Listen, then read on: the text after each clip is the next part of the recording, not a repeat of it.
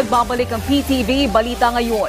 Kasalukuyang pumuputok ang Bulkang Kanloon sa Negros Island. Para sa update, makakausap natin sa linya ng telepono si FIVOX Director Teresito or Dr. Teresito Bacolcol. Good afternoon, Sir Bacolcol.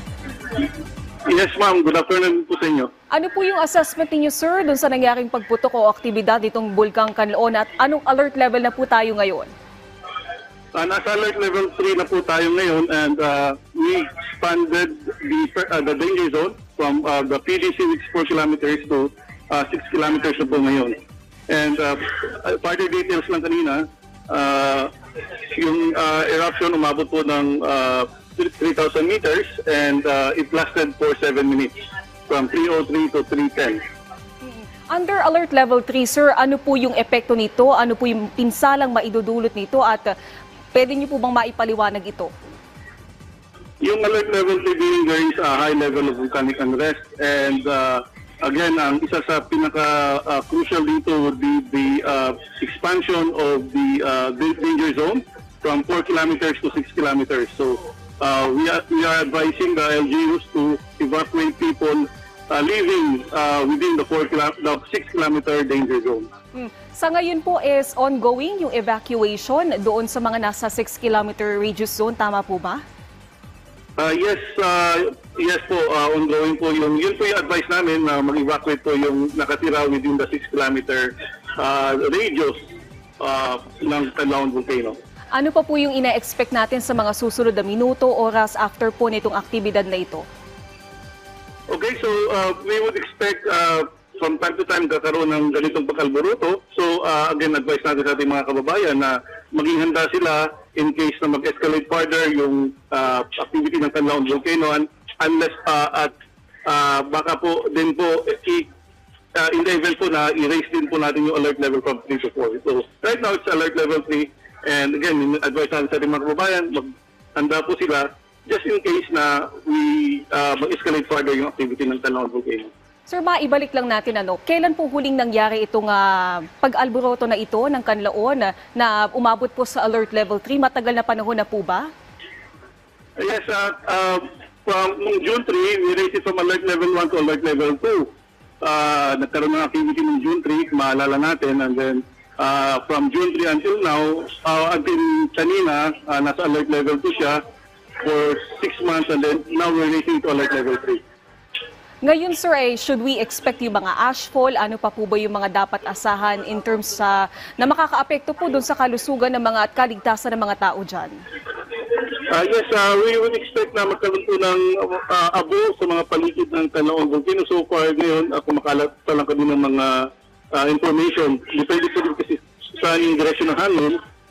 But most likely, based on the prevailing direction, nasa southern side po ng Canlaon Volcano, kung may mga communities doon, baka doon po babagsak yung abo ng Canlaon Volcano. And advice natin sa kanila, magsuot po silang face mask. Kasi po, kapag na-inhale po nila yung abo, it may irritate yung respiratory system nila. Sir, I know busy kayo. Ano na lang po yung maiksing mensahe ninyo po sa publiko?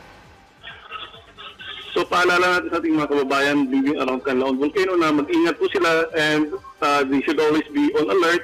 Maging handa po sila in case po mag-escalate pa na yung activity ng Canlaon Volcano further.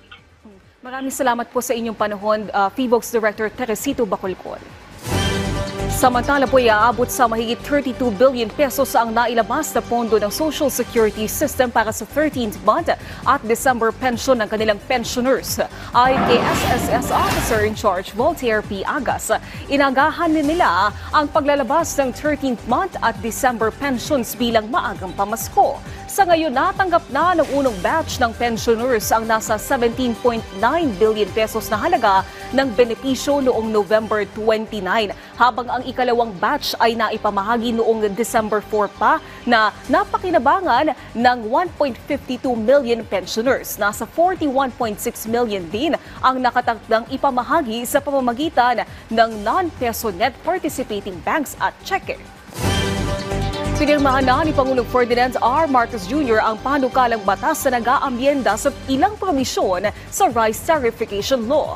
Sa ilalim ng Republic Act No. 12078, pinahahaba hanggang 2031 ang bisa ng Rice Competitiveness Enhancement Fund o RCEF na nakatakdang matapos ngayong 2024. Mula sa kasalukuyang 10 bilyong piso, pinalaki sa 30 bilyong piso ang RCEF. Gagamitin ito bilang pamamahagi ng libreng binhi na makapagbibigay ng mataas na ani. Mag-aabot din ng pinansyal na tulong, irigasyon at iba pang tulong sa mga magsasaka. This law empowers our farmers to thrive and to help our country secure a stable food supply.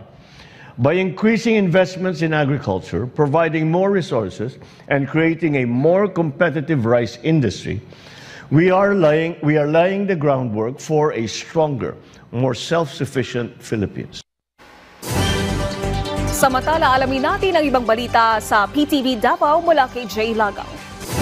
Mayong adlaw, subling nagpaymangno ang Davao City Police Office ngadto sa publiko sa mga ginabawal karong holiday season. Sama sa mga firecrackers nga kapin duha ka dekada na nga ginabawal sa dakbayan. Kini nahisubay sa City Ordinance number 060-02 o mas naila isip firecracker ban. Pagpaklaro sab sa DCPO nga dili lang firecrackers ang ginabawal apan lakip na sab ang lantaka ug uban pang mga improvised nga mga pabuto. Dili sab sumala pa exempted ang mga minors sa mong ordinansa ug kung ugaling masakpan sila mogamit og improvised nga mga pabuto, ang mga ginikanan ang mamahimong manubag. Ug kung makaangol kini og tao, ang ginikanan ang musalo sa expenses sa ospital. Busag giawhag sa DCPO ang tanang katawhan nga kanunay nga mutuman sa balaod. Kapin 500 ka mga professionals gikan sa information technology kon IT industry ngon man mga estudyante sa managlahing higher education institutions kon HEIs sa nasod ang nitambong sa tinuig nga National Summit nga gipahigayon sa mall sa lanang Davao City natong Disyembre 4 hangtod 5 ning tuiga. Tinguha niini nga may sigutan og matagan og estratehiya kung paon sa mapalambo ang IT education sa nasod. Ingon man aron nga mas mapalig-on sa akademya, industriya ug gobyerno ang ilang kolaborasyon aron nga matagan og saktong kaalam ang mga musunuray nga IT graduates nga makatabang sa ilang pagpangempleyo. Subay nini nakigalayon ang Commission on Higher Education kun CHED ngadto sa University of Southeastern Philippines kun USEP. Sumala ni CHED Secretary Prospero de Vera III nga kinahanglan ang paspas nga pagpalambo sa pagtudo sa IT ilabi pa nga paspasab ang pagsaka sa demand sa IT sa tibuok kalibutan.